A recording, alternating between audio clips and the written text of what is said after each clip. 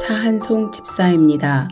호세아 3장입니다. 여호와께서 내게 이르시되 이스라엘 자손이 다른 신을 섬기고 건포도 과자를 즐길지라도 여호와가 그들을 사랑하나니 너는 또 가서 타인의 사랑을 받아 음녀가 된 그 여자를 사랑하라 하시기로 내가 은 15개와 보리 한 호멜 반으로 나를 위하여 그를 사고 그에게 이르기를 너는 많은 날 동안 나와 함께 지내고 음행하지 말며 다른 남자를 따르지 말라. 나도 내게 그리하리라 하였노라. 이스라엘 자손들이 많은 날 동안 왕도 없고 지도자도 없고 제사도 없고 주상도 없고 에봇도 없고 드라빈도 없이 지내다가 그 후에 이스라엘 자손이 돌아와서 그들의 하나님 여호와와 그들의 왕 다윗을 찾고 마지막 날에는 여호와를 경외함으로 여호와와 그의 은총으로 나아가리라. 하늘에 계신 우리 아버지여, 이름이 거룩히 여김을 받으시오며 나라가 임하옵시며 뜻이 하늘에서 이룬 것 같이 땅에서도 이루어지이다. 오늘날 우리에게 일용할 양식을 주옵시고 우리가 우리에게 죄 지은 자를 사하여 준 것 같이 우리 죄를 사하여 주옵시고 우리를 시험에 들게 하지 마옵시고 다만 악에서 구하옵소서. 대개 나라와 권세와 영광이 아버지께 영원히 싸움나이다. 아멘.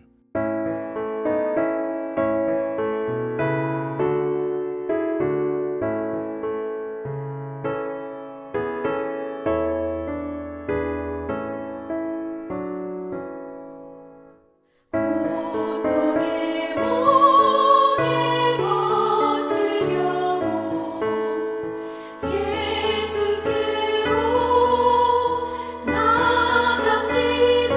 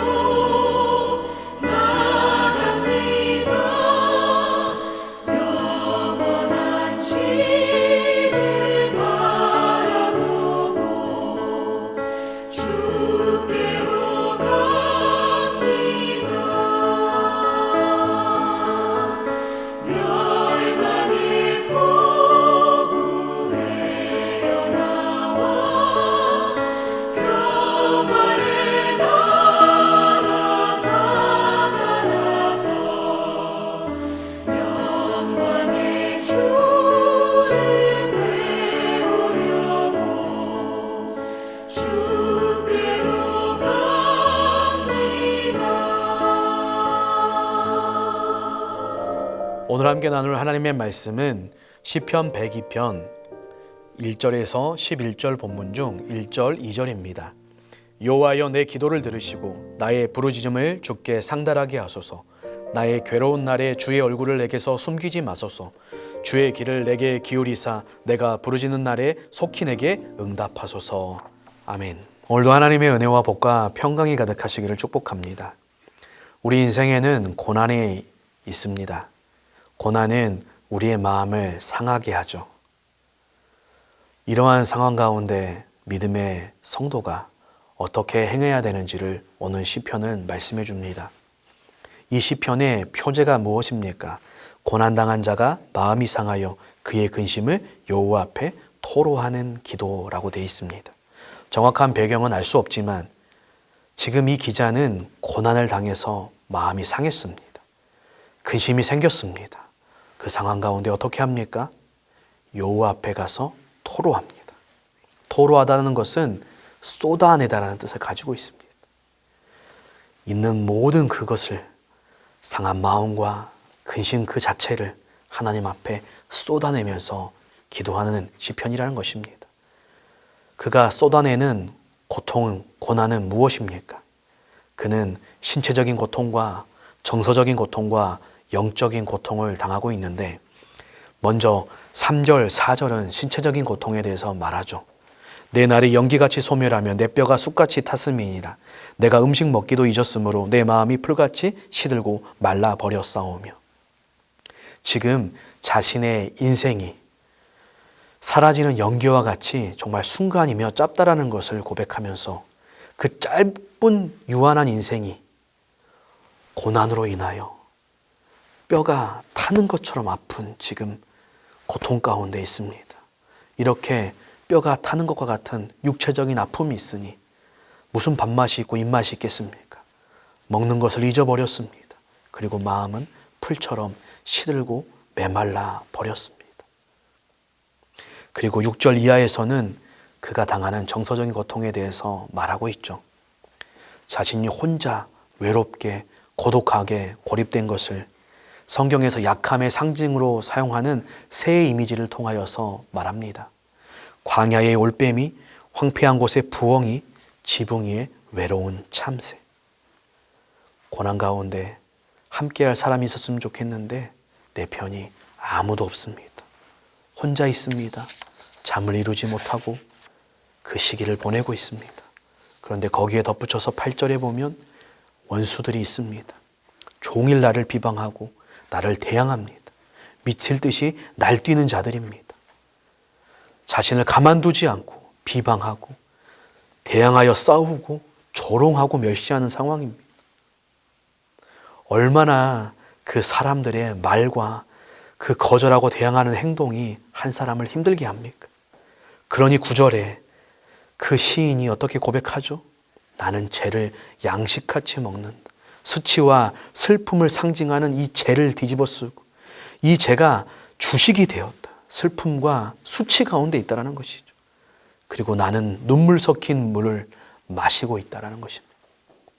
얼마나 슬픔 가운데 고통 가운데 울었던지 눈물이 물처럼 마시고 있다는 것이죠.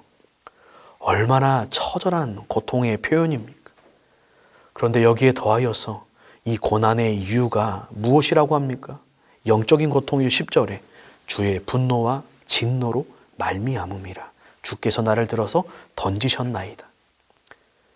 이 고난의 이 이유가 하나님의 분노와 진노 때문이다. 하나님이 분노하시고 진노하셔서 나를 들어서 물건을 던지듯이 고난의 한복판에 내동정이 치시고 그렇게 두시고 있기 때문에 내가 고난당하고 있다. 노래합니다. 왜 자신에게 이 고난이 찾아왔는가? 왜 지속되는가? 하나님의 진노가 아니라면 설명할 길이 없기 때문에 그의 가슴 속에서 터져 나오는 고통을 고백하고 있는 것이죠. 마치 고난당한 욥이 생각나게 하는 이 시편 기자의 삶입니다. 그런데 이 시편 기자는 이 고난의 현실 가운데 어떻게 하고 있습니까? 표제어처럼 자신이 당하는 고난과 근심의 마음을 가지고 그 신체적이며 정서적이며 영적으로 당하는 그 고난과 고통의 문제를 있는 모습 그대로 들고 나아가서 토로하며 쏟아내고 있습니다. 누구 앞에요? 하나님 앞에. 누구 앞에요? 하나님 앞에. 사람들은 고난을 당하면 이 고난을 피하거나 해결하기 위해서 다양한 방법을 사용하죠. 술이나 마약을 의존하는 사람도 있고, 사람을 의지하며 사람들과의 관계 속으로 가는 사람도 있고, 너무나 고통스러워서 이제 자포자기해버리며 될 대로 되라는 식으로 살아가는 이런 다양한 모습들로 나타납니다. 그런데 이 시편의 기자는 어떻게 합니까? 하나님 앞에 나아가 원망하고 불평하고 고통을 쏟아내면서 탄식하고 있습니다. 여러분, 믿음이 있어야 하나님 앞에 탄식도 할 수 있는 것입니다. 그래서 이 시편 기자는 이 시편을 시작하면서 어떻게 시작합니까? 여호와여, 하나님의 이름을 부릅니다. 여호와여, 여호와여, 간절한 마음으로 목 놓아 부르고 있는 것이죠. 가장 먼저 생각나는 건 여호와여, 여호와여. 여호와라는 이름이 어떤 뜻입니까? 스스로 계신 절대 주권자 하나님, 지금도 모든 것들을 다스리시는 하나님, 언약하신 것을 신실하게 지켜가시는 여호와 하나님을 부르며 나아가면서 내 기도와 나의 부르짖음을 들어달라고, 속히 응답해달라고 기도하며 간구합니다. 그게 1절, 2절이죠. 여호와여, 내 기도를 들으시고 나의 부르짖음을 주께 상달하게 하소서. 나의 괴로운 날에 주의 얼굴을 내게 숨기지 마소서. 주의 귀를 내게 기울이사 내가 부르짖는 날에 속히 내게 응답하소서. 여호와 하나님, 내 기도와 나의 부르짖음을 들어 주옵소서. 속히 응답하여 주옵소서. 다른 고백으로 하면 여호와 하나님밖에 저에게는 없습니다. 오직 소망이 하나님밖에 없습니다. 그러기에 이 고난과 상한 마음을 그대로 쏟아내고 있는 것이죠. 지금도 나와 함께 하시고 나를 다스리고 모든 세상을 주관하시는, 그리고 나의 기도를 들으시는 분이라는 것을 신뢰하기에 하나님의 이름을 부르며 나아가고 있는 것이죠. 믿는 자는 삶에 일어나는 모든 일을 하나님 안에서 그 이유와 목적을 찾아야 한다고 말합니다. 헨리 블랙커비는 그의 책에서 신앙의 위기가 닥칠 때 어떤 행동을 하는지가 하나님에 대해서 우리가 무엇을 믿는지를 보여준다고 말했습니다. 사랑하는 성도님들, 하나님은 폭풍 속에서 일하시기도 하고 침묵 속에서도 일하시기도 하는 분이십니다. 그렇기 때문에 정신없이 몰아치는 그분의 폭풍의 한복판, 이 고난의 한가운데 있어도 섬뜩하고 두려운 정말 하나님의 침묵이 지치도록 오래 되어도 우리가 크게 두려워하거나 낙심할 것이 없는 것이죠. 왜냐하면 여호와 하나님은 가장 좋은 것을 알고 계시고 그것을 우리에게 주시려고 지금도 일하시는 하나님이시기 때문입니다. 그래서 우리가 선택해야 되는 것은 폭풍이냐, 고난이냐, 침묵이냐 이런 것이 아니라 어떤 상황 가운데서도 그 여호와 하나님을 나의 하나님으로 신뢰하며 살아가고자 하는 믿음인 것입니다. 내 뜻대로 되지 않아도 하나님이 함께 하시며 하나님의 뜻대로 이루어 가시고 마침내 합력하여 선이 되게 하실 것을 믿고 고백하며 나아가는 삶이어야 된다는 것입니다. 우리는 연약하기에 고난의 문제를 피할 수 없습니다. 이 고난과 시련의 상황 가운데서 모든 사람들이 나를 다 떠나고 혼자 있는 것 같은 그 외로운 상황 가운데 있지만 우리에게는 결코 끊어지지 않는 관계, 결코 끊어낼 수 없는 그 어느 것으로도 끊어낼 수 없는 관계, 우리를 사랑하시는 예수 그리스도 안에서 사랑하시는, 그래서 그 어느 것으로도 끊어낼 수 없는 그 하나님의 사랑, 그 하나님이 있음을, 그 하나님께서 여전히 나의 하나님이시며 온 세상의 주권자라는 사실을 신뢰하실 수 있기를 바랍니다. 그래서 연약하고 덧없는 인생과 이 세상의 것들에 소망 두지 않고 우리 성도는 영원한 소망이신 이 하나님께, 이 예수 그리스도께 소망을 두고 살아가도록 부름을 받은 존재가 아니겠습니까? 영존하시고 영원하시며 지금도 다스리시며 하나님의 뜻을 이루어 가시는 여호와 하나님, 우리 인생에 흔들리지 않는 진정한 중심이신 예수 그리스도께 우리의 믿음의 닷을 내리고 고정하면서 그분을 바라보면서 고난의 현실 가운데 그분 앞에 나아가 있는 모습 그대로 모든 것들을 쏟아내시며 그 묵묵히 믿음의 자리를 지켜가시는 저와 여러분이 되길 바랍니다. 마침내 하나님께서 12절 이하의 이 시편의 기자가 고백한 것처럼 우리에게 소망과 확신을 주시고 놀라우신 은혜의 하나님, 그 뜻을 이루어 가시고 합력하여 선을 이루어 가시는 우리에게 가장 좋은 것 주시는 그 하나님을 노래하며 고백하며 나아갈 수 있게 하실 것입니다.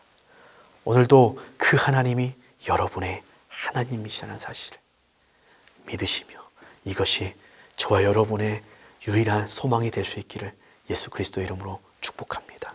기도하겠습니다. 하나님 아버지, 우리 인생에는 수많은 문제와 고난이 찾아옵니다.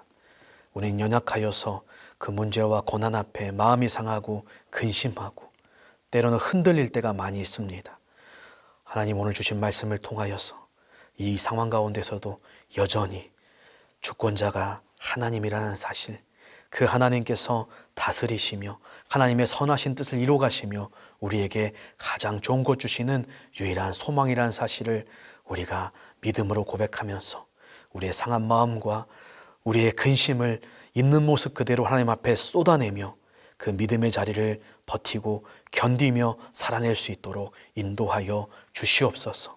하나님, 소원하옵기는 약속하신 것을 이루시는 하나님께서 우리의 기도와 간구를 들으시고 응답하시며 속히 응답하여 주시옵소서.